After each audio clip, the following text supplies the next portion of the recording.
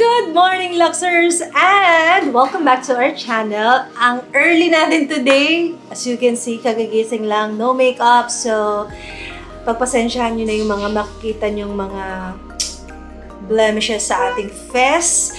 Kaya tayo maaga today. It's because dumating na ang ating hinihintay na new batch of our Louis Vuitton items.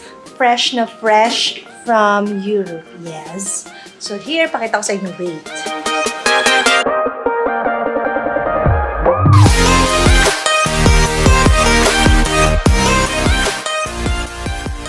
So, ayan. And, tada! O, diba? Ang dami. So, ang aga natin today, kasi maaga din yung delivery natin. And finally, dumating na nga sila kasi medyo matagal-tagal na rin ang ating paghihintay.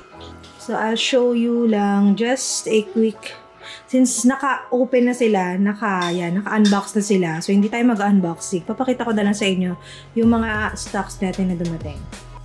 Hi, baby! Oh, thank you! Anong te? Mami. Hindi te. Oh, dun ka na, baby. No, don't touch. Don't touch muna, cause you're baby pa. Tuturuan ka rin ni Mami soon. So, susunod, ikaw na yung magaganito. So, as you can see, ang dami nating mga small zip wallets dito na in different patterns. So, we have the classic monogram canvas. Ayan. It's a coin purse na pwede nyo rin gawing card holder. Ayan. If you're looking for a small compact wallet, so ayan. Pwede siyang card holder, at the same time, lagay na inyong coins. And we also have the damier eben.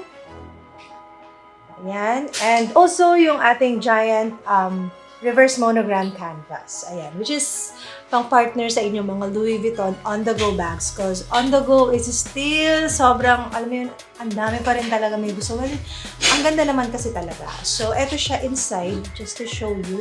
Color black naman yung kanyang interior. And we ordered 5 pieces each. So, meron tayong 5 pieces. Kasi before, nagkaroon tayo pero parang sobrang nabitin tayo sa stock. So, ayan, dinamihan na natin. Kasi nga, sobrang hirap. Ang hirap magparating, ang hirap umorder, ang hirap humanap.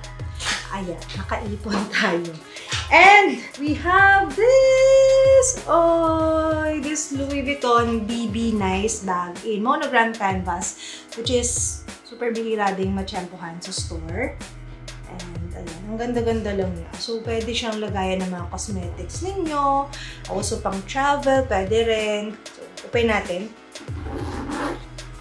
So, here, ayan siya inside. Lagayan ng makeup or pwedeng lagayan ng mga underwear kapag ka magta-travel. Di ba pwede rin? So, ayan siya. And then, meron siyang ganitong top handle. Then, dalawa yung kanyang zipper. Ayan. And eto naman siya sa base niya.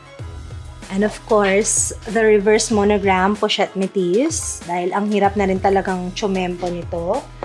And Alma BB na grabe, hindi ko na ma-afford yung price niya. Pataas ng pataas. Same with the Louis Vuitton Bandouliere 30. Again guys ha, kasi maraming nako-confuse. What's the difference ba between the Bandouliere and yung Speedy lang? Speedy Bandouliere versus Speedy. So yung Speedy Bandouliere, sila yung merong ganito po sa gilid ng bag. So, meron siyang kasamang long strap para pwede siyang gamitin as a crossbody bag or sling bag. Pero yung Speedy, as in Speedy alone lang, wala siyang kasamang ganito po. As in handbag lang siya. Then, of course, sa price, mas mahal ang Bandouliere as compared sa isang regular Speedy na bag. Medyo malaki din yung price difference nila. Then, we have this Louis Vuitton Bumbag, ayan, in monogram canvas. This is one of the classics also. Mahirap na rin tsumempo niyan. And we have, may naligaw tayong isang Louis Vuitton The Party Eyeglasses. So this one is, yung size niya is, wait, andito siya sa gilid. Naturo ko na to sa inyo before. Ayan, yung part na to sa dulo, it's letter E. So, ibig sabihin, Eastern frame siya. Eastern frame for Asian. Ayan. Perfect for Asian people. Then, we have 4 Louis Vuitton Felicie bag in monogram canvas. Of course, alam nyo na, it comes with inserts. Ayan, may lagayan kayo ng cards, coins, and a detachable chain strap. And meron tayong cute na mini pochette in monogram canvas. So, we have 3 pieces naman. And lahat sila, luxers, complete with boxes, dust bag, yung mga card paraphernalia nila, and of course, paper bag. And meron akong i-share sa inyo, guys, isa sa mga bagong model or release ng Louis Vuitton, which is this Louis Vuitton Felicie Strap and Go bag. Ayun. Monogram canvas. So, as you can see, may napapansin ba kayo? Medyo similar siya sa Louis Vuitton multipochette bag and Felicie bag. So, what's the difference ba? So, yung strap ni Felicie Strap and Go is mas manipis as compared sa strap ng isang multipochette bag. Pero, halos same sila ng style. Ganyan siya. Unlike yung regular na Felicie bag, yung strap nila is chain strap. Here. And when it comes sa size difference ng isang regular Felicie bag and a Felicie Strap and Go, so mas maliit. As in, mas malaki yung size difference nila. Parang ito yung mini version ni Felicie. So, ayan, para makita niyo yung difference nila sa size. So, kung dito sa regular Felicie kasya ang cellphone na plus size, dito mukhang hindi na po kasya. Ayan. But, it comes with this coin purse. Ayan. This coin purse na pwede nyo lagyan ng coins nyo. Card, pwede rin. Medyo ano nga lang siya kasi very slim lang siya. So, parang feeling ko limited lang yung malalagay nyo inside kasi mahirap siyang lagyan. Kasi masyadong makipot, masyado siyang manipis. But, ikabit natin para makita nyo. So, ito yung strap niya. Adjustable also. I don't know yet if available din ba ito in pink strap, just like sa multipochette bag, but I think so. And ito yung para dito. Here. Ikabit natin.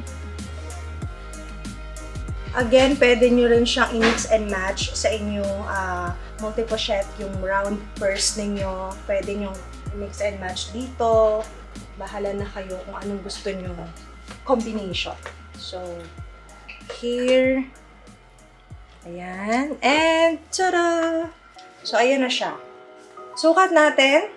Wait, pakita ko muna sa inyo yung loob nito. So, inside, wala na siyang inserts, just like sa regular na Felicie.